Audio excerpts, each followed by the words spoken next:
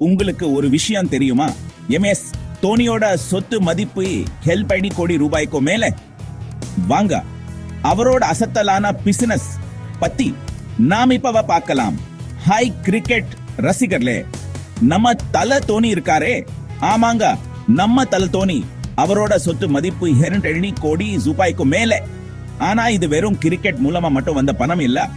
தோனியோட இந்த சொத்துக்கெல்லாம் காரணம் விவசாயம், ஃபிட்னஸ் சென்டருங்க, சொந்தமா படம் தயாரிக்கிற கம்பெனி, ஏன் புதுசா ஆரம்பிக்க டெக் கம்பெனிகள்னு விதவிதமான தொழில்கள் தான்.